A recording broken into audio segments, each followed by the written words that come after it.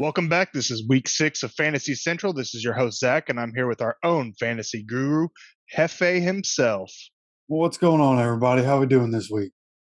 I hope they're doing good. Lots of big news happening over the weekend. John Gruden's out in Las Vegas. The Colts had a heartbreaking loss in Baltimore. But fantasy wise, I did pretty well personally. How'd you do this weekend? In my league, it wasn't a great week. Saquon getting hurt was kind of Mm, the culmination of how my entire fantasy weekend went. But in some of my other leagues, I did really well, except one of them. There's actually one league, some dude scored 215 points on me. So Oh yeah. wow. There's Yeah. not there's not much you can do about that. That's kind of been my luck too. Like the last few years I've had decent teams, but I keep getting beat because everybody has the best week of the season against me. There's nothing you can do about that. Yep. Yeah. And, the running back injuries, I'm pretty sure you had two starters out, didn't you? Oh yeah, I had Mixon ended up playing, but he wasn't himself. I had David Montgomery, he's out. Uh I don't know. On in one of my leagues, I think I had 7 people questionable before the game started dropping. 3 of them went from questionable to out. Like 4 of them are still questionable. 2 of those, yeah, it was just it's bad, man. Injuries, everything. That's insane. Yeah. So all right, well, enough about that. It's week 6 now. This season's moving by pretty quickly. We're almost halfway through the fantasy season. But we got a good show for you guys today. Lots of in-depth analysis we think is going to benefit you in your fantasy matchup this week. We're going to start with Hefe's top waiver wire picks. We're going to head into his top 10 running backs and receivers for the week and finish up with my surefire sit-ems and stardoms for week 6 in fantasy football. So without further ado, let's get to it. Week 6 waiver wire. First bye week of the year with Atlanta, San Francisco, the Jets, and the Saints sitting out this week. Who are you looking at snagging on the wire as a solid replacement for these guys? So I think you have to start with Devonte Booker, right? After Saquon gets hurt in that game, Devonte Booker plays 89% of the snaps. He had the bulk of the work. And look, he had 3 catches for 16 yards, but he had a receiving touchdown. He had 42 rush yards and a touchdown. If he's going to get that kind of workload, then Devonte Booker has to be picked up. Saquon was starting to ball out. It looks like Devonte Booker's. And look, I was watching that game. Devonte Booker looked pretty good out there, so I could see him keeping a heavy workload. So Devonte Booker needs to be picked up. We don't know how long Saquon's going to be out. They're talking about maybe a week, but you have to expect, as bad as that ankle looked, he's going to be out at least 2 or 3, I would think. So Devonte Booker is at the top of the list. Right behind him is going to be Daryl Williams. The Chiefs finally started to use CEH and had to get that ground game going because people are playing with 7 and 8 people in coverage on them, right? So they're taking advantage of it on the ground. And so Daryl Williams, I think, will be a good fill in for that position. We've seen him put in work with the Chiefs in the past. He knows the offense very well, and Patrick Mahomes is comfortable with him. So, I think like I said, I think he's going to be a good fill-in and somebody that, just like Devontae Booker, needs to be picked up because I believe, yeah, CEH is on the IR right now. He's going to be out at least 3 weeks. So, somebody needs to snag him up. Next is going to be AJ Dillon, who's actually rostered in a decent amount of leagues, not as much as I would have thought, but he's out there. I think it was 61% is what his roster percentage is. And look, he's getting more usage, it seems, every game. This past game, he had 4 catches for 49 yards and a touchdown and added 30 rush yards onto it. So if he's going to continue to get the ball, he's a freight train, a lot like Derrick Henry. He's built different, not as big, but he's powerful and he runs through guys. He runs hard, runs angry. So A.J. Dillon needs to be rostered, especially with the bye week starting to become a thing. If you're going to need the extra running back to fill in on any given week, or with the injuries and whatnot, you need a flex. A.J. Dillon from week to week might be a pretty good option. And the last running back I have on the list is going to be Khalil Herbert, the running back for the Bears, who has limited value in a sense because he got no passing game value, but he carried the ball more than Damien Williams. and had 75 yards on 18 carries. He played 52% of the snaps. So Herbert, to me, seems like somebody that, especially in deeper leagues, would be worth taking a chance on if you're dealing with injuries and dealing with bye weeks and that kind of thing. He's somebody that, while Montgomery's out, could add some value. Yeah, absolutely. I'm gonna have to take your advice and get in there, do some research of my own on these four guys because they all seem like very viable pickups this week. You had Devonte Booker in there, Daryl Williams, AJ Dillon, and Khalil Herbert. So if you're in need of a running back, those are the guys you need to be looking at on the waiver wire this week. Do you have any running or wide receivers you want to talk about? Yeah, I only have one wide receiver actually this week, and it's going to be Kadarius Tony, who in ESPN leagues is surprisingly only rostered in 19% of leagues. So he's out there in a bunch of leagues. He should be available for a lot of people. And we just saw, he looked amazing. And they might be getting Sterling Shepard back and Darius Slayton. We'll have to wait and see what's going on with that as the week continues. Probably I could see both of them being game time decisions, but as good as Kadarius has been with those guys out, you have to imagine he's going to be a part of the offense. And the league is not suspending him for the thrown punch. And so far, the team has not come out and said that he's not going to play. He's actually dealing with an injury right now, something that popped up late in that game before he was ejected. But it sounds like he's going to be fine and going to be able to play. So Kadarius Tony, somebody that could add some wide receiver depth. Yeah, I've heard nothing but good things about Tony. I didn't get a chance to watch the game over the weekend, but as you have listed here, he had 13 targets, 10 catches, 189 yards. He's their next big up and coming superstar receiver. So once he's snapped and he's opened that door, I think they're going to continue to make it a point to get him involved and see just what he can do on his skill set. So, like you said, what did you say? 19% of ESPN leagues he's available or he's rostered in? Rostered in 19%. Yeah, that's unreal. So he's definitely going to be a target. So if you have priority in the waiver wire and you're in need of a receiver that has very high upside, Kadarius Tony is definitely the guy to pick up this week. All right. Looks like you got some tight ends you want to talk about. Yeah, so tight ends, especially with bye weeks coming in, tight ends are few and far between. And you got to start with David Njoku, right? Somebody that just went off. He had 27.9 in this last game, 7 catches, 149 yards, and touchdown. And he looked good. Like, if you're watching that game, he looked very athletic. He looked like he was good to go. And I mean, if you go look at his targets, there was one game I think he may not have played. He just didn't get targeted one game. But he gets a decent amount of targets. It's just about opening it up and getting him in space, and they were able to do that. And so if they're able to, maybe you pick him up as a hopeful for somebody in the future and wait to see if this kind of product. Obviously, 7 for 149 and touchdown isn't likely every game for a tight end. But if he's somebody that can maintain you somewhere between 10 and 18 points in a game, then maybe you slot him in. So somebody that I would be comfortable picking up this week. Another guy is going to be Donald Parham. He's technically the second string tight end for the Chargers. But if you've been watching the Chargers games, he's more productive than Jared Cook. And I mean, seems like he has better hands. I've seen Jared Cook drop a couple balls this year, especially a ball in this last game. And so I think, especially in deeper leagues, Donald Parham should be rostered. He's been getting a decent amount of red zone targets too, which is obviously very good for tight ends. That they don't get a whole lot of reception. So if he can continue to get the red zone targets and keep cashing in on touchdowns, somebody that could bring a lot of value. Another guy's going to be Ricky Seals-Jones, a guy that we've seen flashes of in the past. His days in Arizona when he was starting, he had some good games. And, he had 5 catches in his last game on 8 targets. Hopefully, Heineke can keep getting him the ball like that. If he can, he'll be valuable for somebody while Logan Thomas is on IR. Well, there you have it. Hefe's week 6 top waiver wire choices. Tight ends, he's got David Njoku, Donald Parham, and Ricky Seals-Jones. Wide receiver Kadarius Tony, followed up by the running backs in Devonta Booker, Daryl Williams, AJ Dillon, and Khalil Herbert. So speaking of running backs, we'll go ahead and transition right into your top 10 week 6 running backs. Let's start at number 10.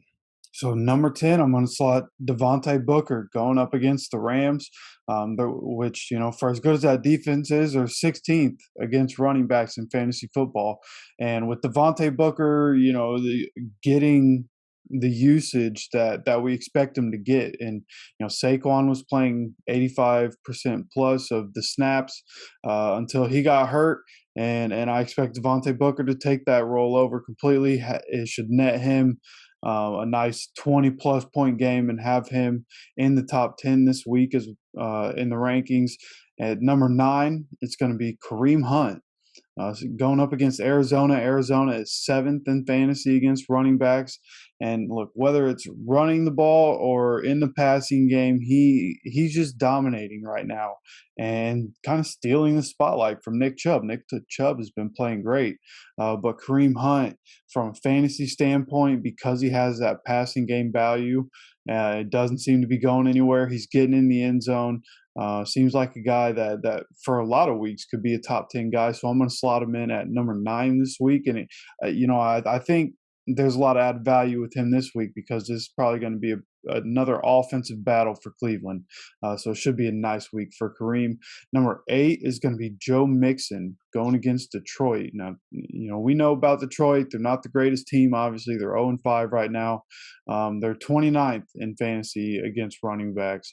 And I think the Bengals are going to get up early in this game and stay up. I think, with Joe Mixon getting healthier, he looked decent last week, should be even better this week. I expect Joe Mixon to have a pretty big day here against Detroit. Yeah, all three of them should do pretty well. I want to talk about Kareem Hunt, and I personally would like to add Nick Chubb into that. These two guys are the best rushing tandem in the league, and they're coming off a game in which they had a combined 222 yards and 3 touchdowns. And like you said, they're going against the Arizona Cardinals defense that gives up 139 yards a game and over 5 yards per carry. Given that the Cardinals have a solid passing defense, I expect the Browns to do what they do best and run the damn ball and or check down out to Kareem Hunt on the outside for the passing game value that you were talking about. So I think both of these guys are going to have a hell of a game. So I do like Kareem Hunt in your top 10. I personally would like to add Nick Chubb in there as well. So to kind of recap what you've already talked about, number 10, Devontae Booker, number 9, Kareem Hunt, number 8, Joe Mixon. Let's move on to number 7. Number 7 is going to be Jonathan Taylor going up against Houston. And we've seen the last couple of weeks, Nyheim Hines is, for lack of a better word, getting phased out of the Colts passing game going to running backs, and Jonathan Taylor is making the most of it. Obviously starts the game with the Ravens with the huge 76-yard touchdown. That's just Jonathan Taylor. When he gets the ball, he gets yards, and he was able to get the ball in the end zone a couple times. And look, if the Colts want to win, they're going to have to give him the ball. The games when Jonathan Taylor has his better games, that's when the Colts have been more competitive and were able to get their one win in the season. So Houston's 15th against running backs. I think the Colts will get up early in this game and be able to stay up, and they're going to lean on Jonathan Taylor to make sure that happens. So Jonathan Taylor comes in at number 7 for me this week. Number 6 here is going to be Ezekiel Elliott. It almost doesn't even matter about the matchup at this point. That's how good you have to feel about Zeke. New England is 11th against running backs in fantasy football. And look, they're damn near top 10, but like I said, I just don't know if it matters. Zeke is eating right now. This is a very balanced attack, more so than what we're used to seeing with this Kellen Moore offense. And Zeke has done well with it. He's back to looking like the Zeke we all thought he should be, and so I expect him to be a top 10 running back again this week. Probably going to have a nice little 25 plus point game. So he comes in at number 6 for me. All right, yeah, Jonathan Taylor, man, he was last year's third best running back, and he's off to a pretty solid 2021 start now. I would like to welcome him as the newest member of Excellent PPR running backs after a 15 carry, 53-yard, 1 touchdown, 3 receptions, 116 yards, and 1 passing touchdown performance against the Baltimore Ravens last week. The door for the passing work just swung right open, and I don't expect the Colts to not take advantage of his skill set against this poor Houston Texans defense this week. So I definitely like Jonathan Taylor being up there. I think he's going to have a huge game. And Zeke's just been rolling, just like you said, so I can't argue there. We'll move on to your number 5. Yep. So starting off the top 5 here is going to be Najee Harris going up against the Seahawks this week, who are 30th in the NFL against running backs in fantasy football. And look, with Juju out for the rest of the year, that just leaves more targets on the table for Najee Harris. And so, it's probably going to be a lot like the past Le'Veon Bell days, what we're going to see, top 5 pretty much every week. The volume for him is going to be insane.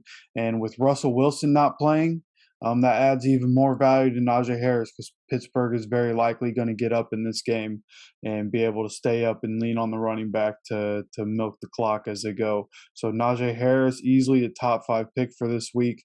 Another easy top 5 pick this week is going to be CMC coming in at number 4, going up against Minnesota, who is 20th in the league at running backs. And look, sure, there might be a chance he doesn't play, but he was pretty close to playing last week. They decided against it. I assume he's going to be back for this upcoming game, especially with the way the offenses look. You have to think even if Christian McCaffrey's 80, 85%, you have to have him in the lineup because it adds that extra dimension to what they do. So I expect him to be there. I expect him to be a top 5 back because he always is. When he's in there, he'll get his touches, probably get into the end zone at some point. So CMC is number 4.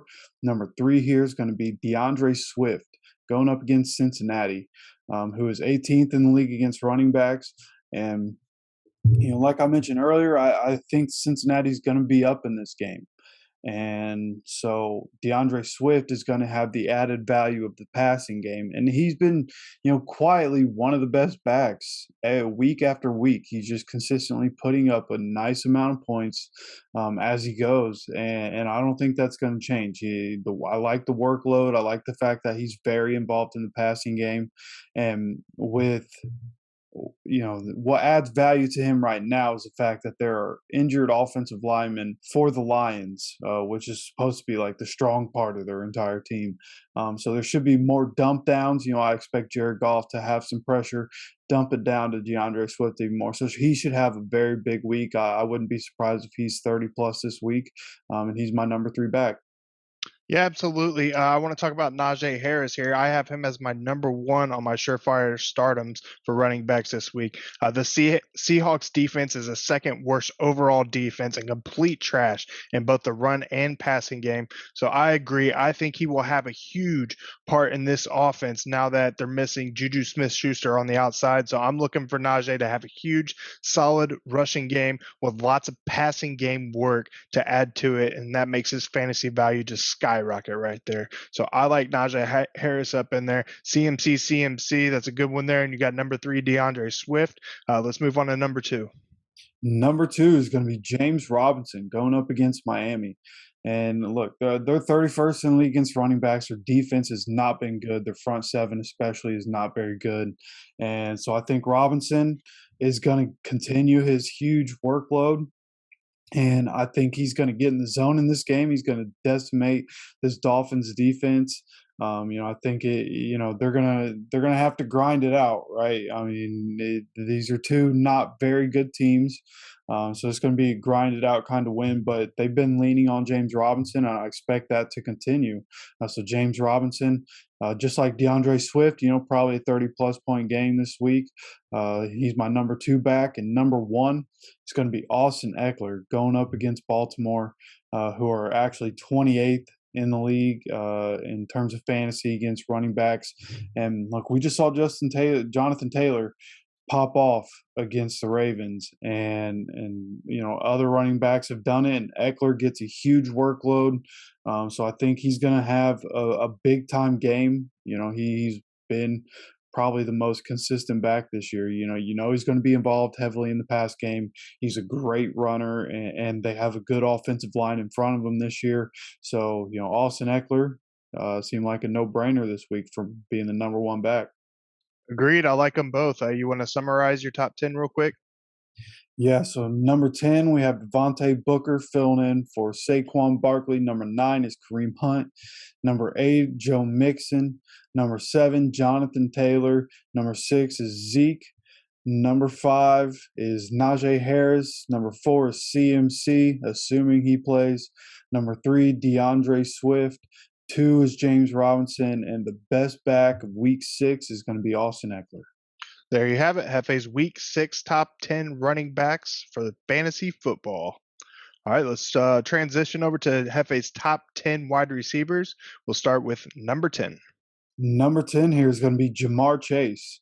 Going up against Detroit, who are 10th in the league against wide receivers. And look, I would have Jamar Chase higher if I thought the Lions were going to be more competitive in this game. But like I mentioned, a couple times already, with the Cincy probably being up in this game, it's going to be a more balanced attack than it would be pass heavy. So it's going to limit some of the opportunities for Jamar. But still, he's really, really good. He's been getting a lot of targets, so he should still be a top 10 wide receiver coming in at number 10 for me this week. Number 9 is going to be Chase Claypool going up against Seattle, who are 17th against wide receivers in terms of fantasy. And kind of like we mentioned with Najee Harris, with Juju out, Claypool's finally going to have the opportunity to show everybody the star that he really is. There's going to be less distribution. I know Deontay Johnson gets a lot of targets, and I understand that, but Chase Claypool is a bigger body and he's fast. I think he has a really good chance to show out, and he did it this past week. He had a really good game this last week. I think he's going to continue that and have another big week for the Steelers. So he comes in at number 9. Number 8 for me is going to be Mike Williams. And look, we just saw Carson Wentz have a very good game against Baltimore in terms of passing the ball. Justin Herbert is a very good quarterback. I think he'll be able to take advantage of some of the same things that Carson Wentz and the Colts were able to. And Mike Williams is the big play guy and a guy that's getting a lot of targets. And so Mike Williams is seems like I almost didn't put him here because the matchup, the Baltimore has very good corners, but Mike Williams has been different this year. His route tree is expanded, and I think he can take advantage of some of the matchups, especially with his size. It's hard not to go with a freak like that. So he comes in at number 8 for me. Yeah, I mean, I like the matchup too. I actually have Mike Williams specifically in my must starts for this week. Justin Herbert's a top 4 candidate for MVP at this point in the season, and they're going against a pretty weak Ravens secondary. We saw that against the Colts. Carson Wentz was able to throw 400 yards on him, so I think Herbert's going to have another 400-yard day of his own. Keenan Allen and Mike Williams should both have solid games, but because of course, if you have Keenan Allen, you're going to be starting him. So I have Mike Williams as a must start as well this week, just in case people are out there questioning yourself. And you happen to agree, you have him in as number 8 in your top 10. So Mike Williams for sure. I also have Chase Claypool in my must starts for this week. He's proven he's more than capable of being a number 1 wide receiver in multiple big games in his year and a quarter career. Now that they don't have Juju Smith-Schuster, Claypool should begin to see more and more targets, especially against a horrible Seattle defense. I think Claypool will be booming again this week. And Jamar Chase, Joe Burrow, that's just a win-win situation. They've proven it almost every single game this year. So I like your 3 starting off your top 10 here. Jamar Chase, Chase Claypool, Mike Williams. Let's move on to number 7. Number 7 here is going to be Terry McLaurin going up against Kansas City. And Kansas City their secondary is just not good, right? They're 16th against wide receivers, which is kind of surprising to me with as many yards as they've been giving up. But look, Scary Terry should see plenty of volume like he always does. He should be able to take advantage of his matchups and have a real nice day. I expect this to be kind of a more high-scoring game. Kansas City is going to be able to put up points. Washington's going to have to pass the ball to keep up with them. So Scary Terry should see a very nice day. He comes in at number 7 for me. Number 6 is going to be DJ Moore going up against Minnesota. And Minnesota's 13th against wide receivers. That also was kind of surprising to me. But look, CMC being back in the lineup for the Panthers opens everything up. You have to pay attention to him. And so that's going to leave more open space for DJ Moore to be able to get the ball and do what he does. He's been tremendous this year so far. And with CMC back in the lineup, I expect him to have another very big week. He's going to be the number 6 wide receiver this week. Yeah, I also have Terry McLaurin in my must-starts wide receivers. That's already the third one you've hit off my list. Look, the Chiefs' defense is complete garbage. If Washington is going to stay competitive against this high-octane Chiefs offense, which I think they will, they're going to have to move the ball down the field through the passing game. And Terry McLaurin, being the star receiver that he is, should have no problem putting up huge fantasy numbers this week. So I definitely like that choice there, and I like your number 6 at DJ Moore as well. So let's move on to number 5. Number 5 is going to be DK Metcalf going up against Pittsburgh this week, who is 30th in the league against wide receivers. And what we saw when Russell Wilson went out of that game against the Rams was Geno Smith trusting DK Metcalf to be able to make plays for him. And look, Geno Smith didn't look terrible, right? He could get the guys the ball. So I think DK is going to get targeted early and often in this game. Should have a big week. They're going to have to pass a lot, in my opinion, to keep up in this game. I think they're going to be down. So DK should have a nice week. He's going to come in at number 5 for me. And number 4 is going to be Cooper Kupp going up against the Giants. And I think over the last couple of weeks, we've seen the other guys, Deshaun Jackson, Van Jefferson, and Robert Woods really get involved in the passing game after Cooper Kupp exploded for the first 3. And, what I think is going to happen, defenses, you're going to have to pay attention to all the guys. And so I think, that's going to make it, you can't just run man on all of them. There's so much athleticism and speed on that offense. So, teams are going to have to run zones because you can't contain all of them. They're going to have to keep things in front of them. But I think Cooper Kupp is going to be the leader of the group going forward. He's too goddamn good, right? Like he's the guy in that offense. I think he's going to garner a lot of targets, especially against the Giants here. And so he's going to be my number 4 guy. Number 3 is going to be Devonte Adams going up against the Bears. And, it's Devonte Adams. It doesn't matter who they're playing, especially a team that's 23rd in the league against wide receivers. This is a division matchup. The Bears have things rolling. They've got a couple wins off. So I expect the Packers to come in ready to go. Devonte Adams is probably going to see his usual, dozen targets or whatever. And one way or another, he'll find a way to be a top 3 wide receiver this week.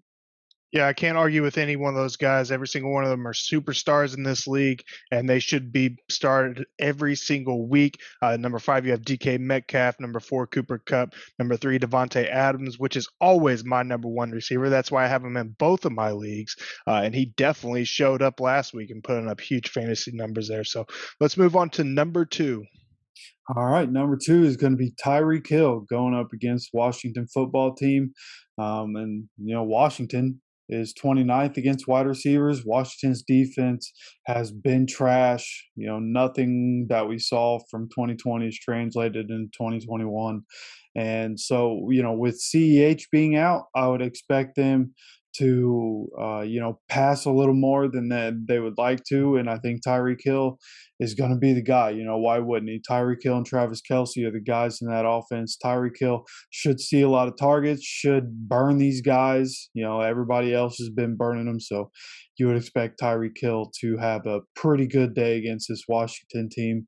He comes in at number 2 for me. And number 1 is going to be Stefan Diggs going up against the worst secondary in the NFL in terms of fantasy, maybe even the worst in the NFL period. Tennessee has not been good on defense. I don't think they'll be able to stop Stefan Diggs. Josh Allen and this team, they're putting up so many points. And so it just seemed like the obvious choice for number one. You're going up against the worst defense and you're a superstar. You should have a good day. So Stefan Diggs is my number one this week. Yep, can't argue there. I like them both. Especially, I hope Stefan Diggs has a huge day because I have him in your league, along with Devonte Adams. Some reason you guys let me get both of those guys, but hey, is what it is. All right, so let's recap your top 10 wide receivers. We'll start at number 10. Number 10 is going to be Jamar Chase going up against Detroit. Number 9 is Chase Claypool going against Seattle. Number 8 is Mike Williams going against Baltimore. Number 7 is Terry McLaurin against Kansas City. DJ Moore's number 6. DK Metcalf, number 5 against Pittsburgh. Cooper Kupp comes in at number 4. Devonte Adams is the top 3 guy again. Tyree Kill comes in at number 2. And number 1 this week for wide receivers will be Stefan Diggs. There you have it. Hefe's Week 6 top 10 wide receivers in fantasy football. Let's go ahead and move on to my surefire stardoms and situms for Week 6. We've already touched on a lot of these guys, so we'll kind of breeze through it. I'll add the guys that we haven't really talked about and kind of get your opinion on it. We'll start with my must-starts running backs. We've already talked about Jonathan Taylor, Nick Chubb, Kareem Hunt, Najee Harris. I'd also like to throw in there Antonio Gibson. Like I said before, the Seahawks are the second worst overall defense in the league. The number 1 spot belongs to the Kansas City Chiefs, who have given up a league-leading 9 rushing touchdowns and 145 yards on average. Antonio Gibson should have a solid outing as long as Washington can keep this game competitive against Kansas City. What do you think? No, I like that. I like that a lot. Somebody that I would for sure be starting. When you're going up against Kansas City's defense this year, you got to play those guys. So Antonio Gibson, whether it's the ground game, which, like you mentioned, has been not good, especially if Chris Jones is out again, that's going to be very good for Antonio Gibson, very bad for the Chiefs. So Antonio Gibson, absolutely a must start. All right, and the only other running back I have on my list, since we've already talked about the others, is Daryl Henderson for the Los Angeles Rams. The Giants' defense ranks in the back half of the league in both rushing and passing. I expect this game to get out of hand very quickly in favor of the Rams, which will lead to a high volume for the Rams running backs as they try to run out the entire second half clock. So what do you think about Daryl Henderson this week? I completely agree. I actually thought about putting Daryl Henderson as number 10 instead of Devonta Booker because I think he's going to get a huge workload. The only reason I didn't is because, if they're up, then what's his passing game value? And I think Devonta Booker will have more passing game value because they'll be down in this game. Henderson, like you said, he's very good when he's healthy, and he should get a lot of work. I do think they'll be up in this game. The Rams will. And so, yeah, Daryl Henderson, if I had him on my team, he would for sure be my RB2 this week. All right, and we'll stick with the stardoms. We'll move over to the wide receivers. We've already talked about Mike Williams, Terry McLaurin, and Chase Claypool. I got 2 more I want to add. The first one is Devonte Smith. Last week, he had 7 receptions on 8 targets for 77 yards, but failed to hit the end zone against a solid Panthers defense. This week, he has the luxury of going against the Buccaneers and the worst passing defense in the league, giving up on average 316 yards a game and 13 passing touchdowns on the season. Devonta Smith should have a very high volume and almost a for sure touchdown or 2 in this game. What do you think? Yeah, I feel the same way. I think he's going to have a great week here. Pretty much any good wide receiver going up against Tampa Bay is going to have a good week. Devonta Smith has been incredible, and this Philly team does not run the ball, which nobody does against Tampa Bay anyways because their run defense is so good and their secondary is so bad. So Devonta Smith, a surefire starter this week, probably nice little wide receiver 1. All right, and the last guy I have on my must starts is Jacoby Myers for the New England Patriots. New England's run game is complete trash, and that pretty much just leaves only passing for their offense. Although Dallas leads the league in interceptions with 10, statistically speaking, they have one of the worst passing defenses in the league, giving up 311 yards a game and 10 touchdowns on the season. As Mac Jones's favorite wide receiver, I think Myers should be the beneficiary and have a solid workload this week. What do you think? No, I feel the exact same way. Jacoby Myers with the volume that he's been getting and the fact that, Dallas is probably going to get up in this game and the Patriots are going to have to pass to keep up. Jacoby Myers is somebody that I could see getting like 14 targets this week, 9 catches for like 120 yards, a touchdown, maybe 2 in junk time if he gets another one. I think he's going to have a pretty good week. Somebody that I have in a couple leagues, I was able to pick him up, and somebody that I've already slotted in to make sure I'm starting him. Heard that. We'll stick with the receivers. Flip over to the sit-ems. Don't start these guys, in my opinion. I'm sure a couple of these Hefe is going to argue for, but we'll start with Justin Jefferson and Adam Thielen. Like I said, I might get some pushback here as both wide receivers are more capable of breaking out and having a huge game. However, this Vikings offense isn't the offense we've come to know over the last few years, and they've really been struggling to move the ball and put up points. I don't like the matchup here against the Panthers, even after the Panthers defense have shown some vulnerabilities lately. So I'm looking elsewhere on my roster this week, unless I absolutely have to start one of these guys. I know it's very hard, especially Justin Jefferson, just because of how high his ceiling is, and Adam Thielen for that matter. He's one of my favorite receivers in the league. But I don't like the matchup personally. What do you think? I don't like the matchup for sure, right? It's going to be tough. Especially as that defense continues to get healthier. They've had some guys out in different places over the last couple of weeks. So as that defense continues to get their guys back, it's going to get even tougher again.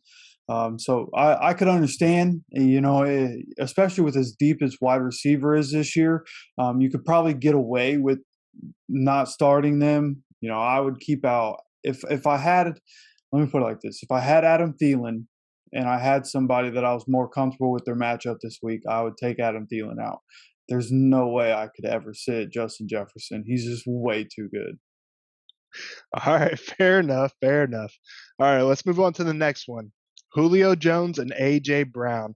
Both these guys are just now coming back from injury. I'm not really confident on their superstar abilities just yet, especially against the best defense in the league in the Buffalo Bills. The Bills are flying high. They're riding that confidence and swagger coming into this game after they just dominated the team they lost to last year in the AFC Championship game. I don't like the matchup. Plus, with the injury factor thrown into here, I'm staying away from Julio and AJ Brown this week. Yeah, and I don't blame you at all there. With good as the Bills defense has been, this is a big game for the Titans offense as a whole. Okay, they have a new offensive coordinator. They're trying to figure it out, but you have to think the Bills are probably going to be able to get up in this game against the Titans. Titans defense isn't good, so the Bills are going to be up. And can they get it going? Can the Titans get it going in the pass game? Would be the question, and they haven't shown that they've been able to. And like you mentioned, the injuries, these hamstring injuries, especially with receivers, are always worrying. They can start a game, play 6 minutes on a drive, and then come out, and then he's not in for the rest of the game. Especially with Julio, we've seen a lot with Julio. AJ Brown, not so much. So maybe I'm a little more confident with AJ Brown than I would be Julio. I could definitely see sitting Julio. But yeah, I'm worried about both of them. If I had other options, neither of them would start for me this week. All right. Another guy here, and this is a very tough call for me. I know you're going to disagree with me here, but I'm sitting Cortland Sutton against the Las Vegas Raiders this week. Now, hear me out. Sutton's coming off a huge game against a mediocre Steelers defense. He had 7 receptions on 11 targets, 120 yards, and a score. But the matchup is against a top 5 passing defense, giving up only 205 yards a game. I think the Raiders D is going to be fired up and out to win one for their new interim coach after this whole John Gruden fallout this week. So I don't think Sutton's going to repeat his performance from last weekend. Yeah, I don't think he's going to repeat. He probably won't repeat what he did last weekend. He had a very big game last week, but he's still somebody that is at least a flex option. He right now, especially with Judy out, he's the number 1 receiver in that offense. Tim Patrick is a nice fill-in as a number two, but Cortland Sutton gets a lot of targets pretty much every game right now. And even though that team tries to be balanced with their attack, you have to imagine Cortland Sutton's going to continue to get the volume that he's been getting, and he's a really good wide receiver, and he can make the most of it. So, like I said, it's going to be he's a flex play for me right now with the injuries that are happening. But I could see why somebody would be nervous, and if you had an option that had a really good matchup this week, you could definitely sit Cortland Sutton. All right. And on the flip side, I also don't like the Raiders wide receiving core against the top five Denver Broncos defense. So I'm going to include Hunter Renfrow out here, who has really stepped up this season and surpassed Ruggs as the number one Raiders receiver out there. The Broncos D is giving up 207 yards a game, only 5 touchdowns through the air on the season. So I don't like the matchup here for Hunter Renfrow and Henry Ruggs. What do you think? No, I feel the same way. Anybody that has to go play the Broncos defense, any wide receivers, I'm going to be nervous about all year because their corners are ridiculous. They're able to stay healthy right now. Knock on wood. Hope that continues for them. But yeah, there's no way I'd be playing the Raiders receivers this week. All right, so we'll transition over to the sit-'em running backs. We're going to stick with the same game, and I have Josh Jacobs here. He finished last week with 15 carries for only 48 yards, 4 receptions on 5 targets for 19 yards. His only saving grace last week was the Raiders' only touchdown in their game. Jacobs doesn't seem to be the guy we've expected him to be, and some of that may be due to him trying to get acclimated after coming back from injury. But regardless, I don't like the matchup against this stout Denver defense this week. Yeah, I feel the same way. Josh Jacobs, I whatever his injuries have been, it seems to be taking a toll on him. It's pretty visible watching him. He was so explosive last year, and then he got the shoulder injury and started this year with injury, and he just doesn't look like the same guy right now. So especially against a really good, solid defense like the Broncos, if I had a better option, there are a lot of injuries right now, so you might have to start him. But if you can fill somebody in there, then I would definitely try to sit Josh Jacobs this week. All right, another guy I have on my running back sit-'em list this week is Damien Harris for the New England Patriots. New England's run game is just bad. I've already said that once already, and they're taking on a Dallas Cowboys defense that ranks 5th. Can you believe I'm even saying this? The Dallas Cowboys defense ranks 5th in rushing. They're only giving up 79 yards a game, 3 touchdowns on the year. So I'm avoiding Damien Harris or any Patriots running back for that matter. Yeah, I mean, I would say any Patriots running back because Brandon Bolden seems to kind of be taking that James White role, taking some of that passing game work. But Damian Harris, I mean, he doesn't have the passing game value at all. So, yeah, there's no way I would even think about starting Damian Harris. Damian Harris is a guy that no matter what, like you said, the New England's running game isn't great. So he's somebody that would be on my bench, most weeks anyways, unless I had to start him. All right, I got another guy here, James Conner for the Arizona Cardinals. The Brownies move up as the 3rd best rushing defense in the league, giving up a total of 75 yards a game. Although Conner has proven his value so far in this Cardinals offense, I don't like the matchup here this week, so I'll be sitting James Conner. However, due to Chase Edmonds' passing game upside and the Browns having a solid outside game as well, I do like Edmonds in here as a viable constant check down option for Kyler Murray. What do you think? I think I would agree with that. I don't think James Conner. I'm not the biggest James Conner guy, so it might be biased there. But like you said, the Cleveland defense is tough. I don't think there's going to be a whole lot for James Conner to get in the rush game, and he might get a saving grace goal line score that could push him into double digits. 13, 14 point week. But somebody that if I didn't have to play him, I wouldn't. But yeah, Chase Edmonds, kind of like I mentioned with Kareem Hunt earlier. I expect this to be a pretty high-scoring game. A decent amount of points. Both teams to pass the ball. So Chase Edmonds has that passing game value. Somebody that if you need him in the flex, I'd be comfortable with that. All right, and here's a question for you, Hefe. You ready? Yup. Well, it's actually two questions. Is Tampa's run defense just that good, only giving up a total of 229 yards and 1 touchdown through 5 games? Or is Tampa's passing defense just that bad that everybody wants to only pass on them? Well, I think it's a combination of both.